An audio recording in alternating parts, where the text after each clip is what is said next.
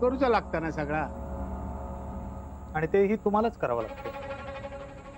आणि तुम्ही सुद्धा इमाने इतबारे ते सगळं करत आला. होय. त्यात तुमचा फायदा काय होता? फायदो कसलो? फायदा असणारच नाही. फायदा असणारच. तुम्ही उभे का? बसा ना. नेवगी नाही, मी हय. अहो बसा हो. बसा ना. बसा हो, वय झालंय तुमचं, बसा.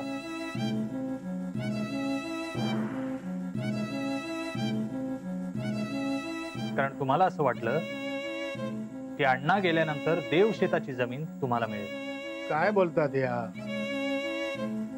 गावातल्या अशा कित्येकांच्या जमिनी हडपल्यात तुम्ही, आणि लोक इतके भोळे भाबडे आहेत की देवासाठी तुम्हाला जमिनी देत आले.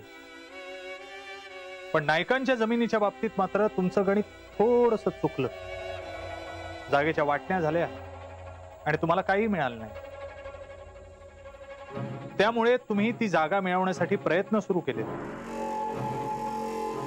हे सगळं करत असताना घरातल्या कुणाला तरी विश्वासात घेणं फार गरजेचं होतं, आणि ती व्यक्ती तुम्हाला सापडली, दत्ता नाईक. दत्ताला कायमच आपल्यावर अन्याय झालाय असं वाटत आलं, किंबहुना तो तसं भासवत होता. आणि मग तुम्ही त्याच्याशी संगनमत केलं. दत्ता ये माझ्याकडे. कारण सगळ्या गुन्ह्यात तुम्ही एकत्र होता. दत्ताला असं वाटत होतं की ग्रामसेवकाची मुलगी आपल्या घरात सून म्हणून नको, आणि म्हणून तुम्ही नार्वेकरांना घाबरवलं की या घरात मुलीला पाठवू नका. सगळी कुंडली काढली आहे तुमची मी. होय, मी नार्वेकरांका सांगलेलं, पण दत्ताच्या सांगण्यावर. दत्ताची जमीन असा ह्या कोणाक कळता नाही म्हणान, आणि दत्ताची जागेची भूक काही भागत नव्हती, आणि म्हणून तुम्ही दत्ता बरोबर डील केलं. तुका जमीन वया ना? होय. माझो अर्धो वाटो मान्य करीत अशी तर उपाय सांगतोय.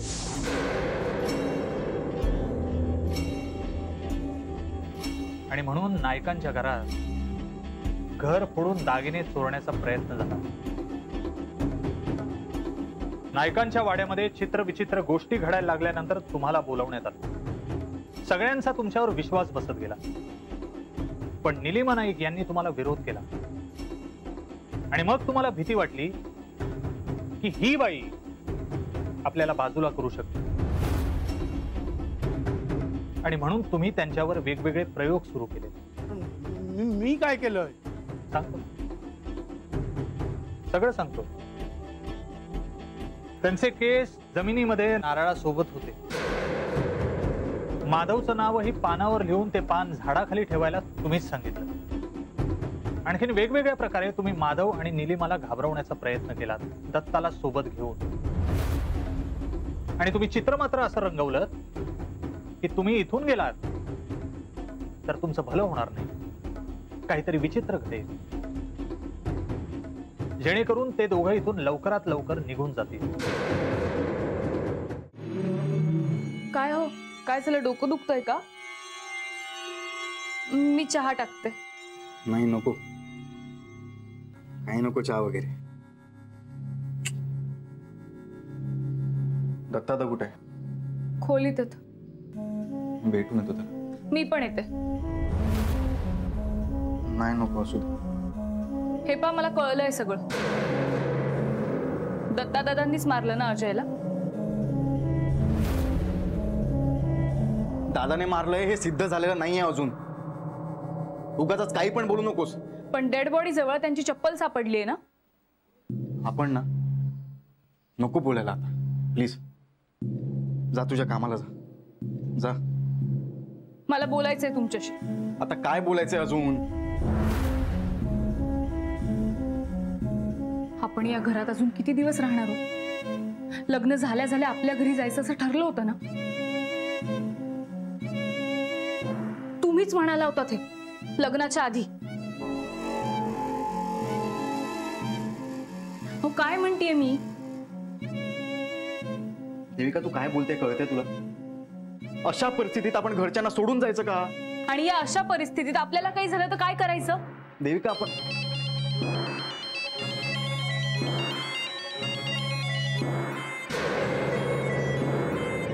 विश्वासरावांचा फोन आहे ना?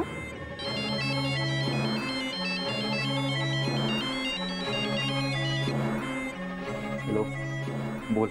अभिराम नाईक, माझ्यावर आईला विष देऊन मारण्याचा आरोप ठेवला गेला.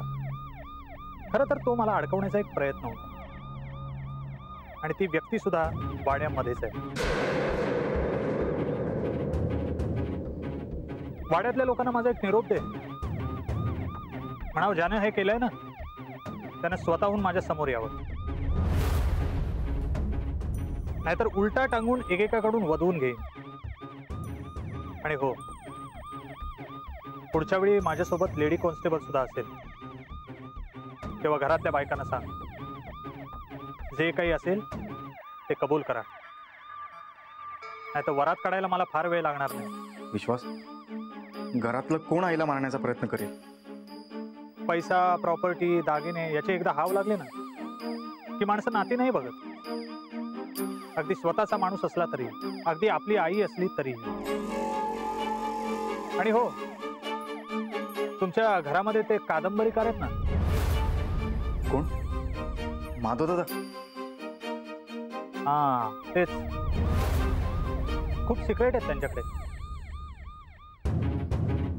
त्यांना म्हणावं बाहेर काढा लवकर, नाहीतर कस्टडी सहन करावी लागेल.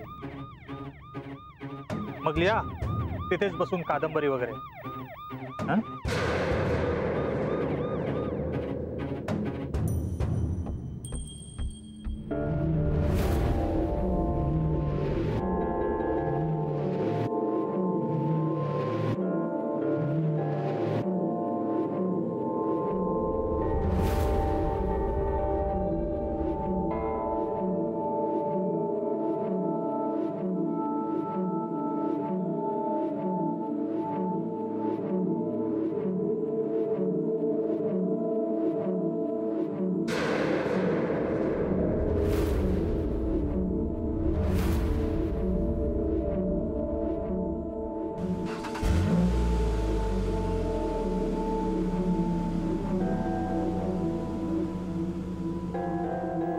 काय झालं? काय म्हणाले विश्वासराव? सांगा ना. सांगतो, सगळं सांगतो. माधवदा, माधवदा, दत्तादा. आता सगळ्यांना कशाला बोलवताय? एवढं काय घडलंय? मला सांगायचंय सगळ्यांच्या समोर.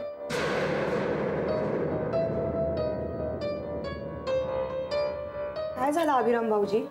दादा कुठे? ते आत होत, कायच बोलत नाही होत, नुसते बसून होत. दत्ता दादांना आता न बोलवलेलंच बरं. पण झाला तरी काय? अभिराम, काय झालंय? मला विश्वासचा फोन आला होता. काय म्हणत होता विश्वासराव? त्याचं असं म्हणणं आहे की आईला विष देऊन त्याला कोणीतरी अडकवण्याचा प्रयत्न करतो आणि तो आपल्या घरातलाच आहे.